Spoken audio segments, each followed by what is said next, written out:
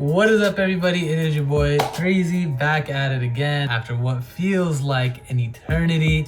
Your boy was studying for the boards. He was down under, having the worst time of his life, but I'm finally back in it and we got some exciting stuff to talk about. So without further ado, let's dive into it. First things first, me and Sami are gonna make it a point to talk about it in each video. Just what's been going on in society today, especially the United States with police brutality and everything.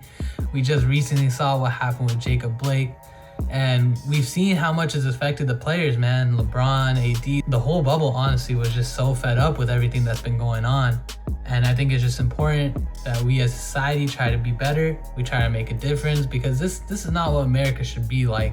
There's links below to see how you can help, how you can support, and it's just as simple as being a decent human, man. So game 7 was yesterday, man, and the Thunder were 2 points away from making this a complete different outcome. I'm sure most Laker fans wanted to see the Thunder for like a easier series, but at the end of the day, man, Lakers Rockets, let's get it. And it's gonna be a fun ass series. So what we're gonna do is just talk about what to expect, some things to watch out for from the Rockets point of view, and then some things that we should take advantage of as a squad. And yes, I'm part of the squad. I don't care what anyone has to say about it. All right, so first thing, I think this is the biggest, most obvious thing, small ball. And it works in the favor for the Rockets, and it also works in favor for us. 3 big things that they can do with this small ball that can really change the outlook of this series. 1 is penetration, 2 is the tempo, and 3 is their fast break. I've seen a lot with the Rockets. They have this drive and kick with James Harden. That's been kind of their theme for like the last 4 or 5 years.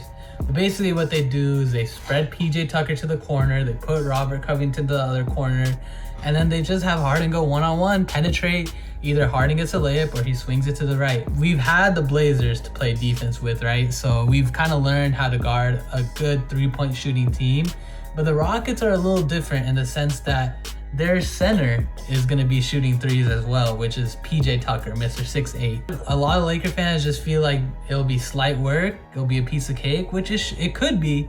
But we do have to take into account that PJ Tucker is honestly a solid shooter from the corner. And that's gonna be an issue, because if JaVale or Dwight Howard is playing, they're gonna get drifted away to the center to try to block a shot, try to block Harden penetrating. That'll leave PJ Tucker wide open. So we definitely have to look out for that. Another thing is floor spacing. So the Rockets are masters at floor spacing. We've kind of seen it with D'Antoni with the Lakers too, if y'all remember back then with Jody Meeks throwback. But their floor spacing is beautiful, and having penetrators like Westbrook and Harden make it 10 times worse. Second chance points cannot be a thing with this squad. Once they take a miss, we gotta get the ball and call it a possession. Another thing is tempo. The Rockets have an ability to switch the outlook of a game within minutes, and the way they do this is by rebounding and just pushing it up. Granted, we have some guys who do the same thing as well, but the Rockets with Harden and Westbrook can really push up the pace. And this can be a little dangerous, because with a squad like the Lakers, if you're down by 6-7, they start to get a little anxious, and then they start to push the pace more. So the thing is, we have to really control the pace. I think having Rondo back will really help with that, but we do have to watch out for their fast break, especially with guards like Westbrook. I know he's been kind of struggling recently, but they have shown that they can really score like 8-9 points in a row really quickly. So we just have to look out for that. We just got to get back. People like KCP have been doing great in transition defense. We just got to keep it up. Caruso as well, shout out. But we just have to really get back on defense. And that is one of the dangerous things about having one of our big men on the floor, is that it could be a 4-on-5 almost every possession. All right, so enough about what the Rockets can do to us. Let's talk about what we can do to them.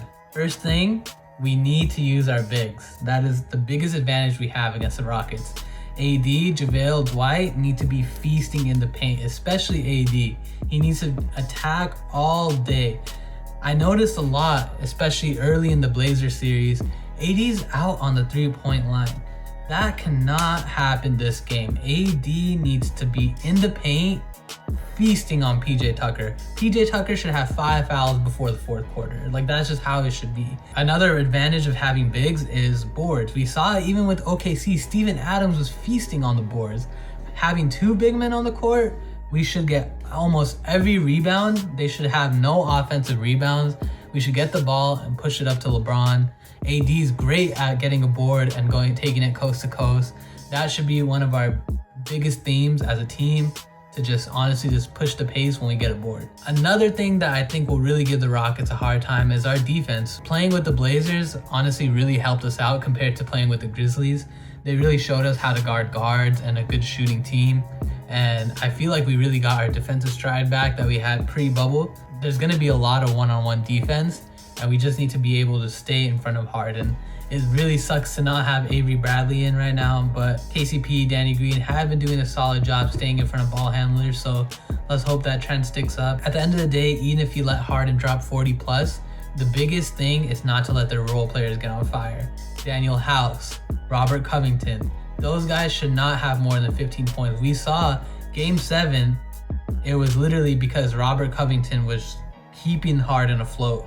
And we need to make sure that, okay, if you let Harden take you one-on-one, sure. But when he penetrates, you need to close out on your man immediately.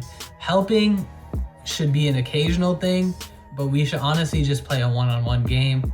I know the Lakers like to use the zone a little bit. It could be interesting to use against this particular team, but they're just way too good of a shooting team, man. Eric Gordon can shoot from lights out when he's on fire.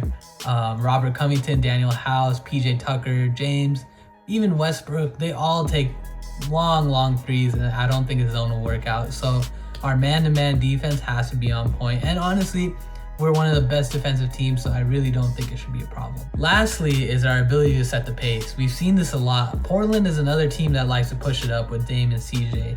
And the Rockets are definitely going to try to do that, tire out our bigs early. And I think it's up to LeBron, honestly, to really set and dictate the pace. I feel like if we control the pace and make it more so of a half-court game, throw it into AD in the post, kick it out, I think we'll really honestly feast on these Rockets. Anyways, guys, that was basically it. Just a quick little preview before tomorrow. I'm super excited. Me and Sami are going to be going crazy tomorrow. Last thing, if you guys can please like, comment, subscribe. It's been a minute and we need you guys' support. We love making videos, and please comment as well because we love engaging with you guys. Other than that, man, Lakers in 5. Let's get it.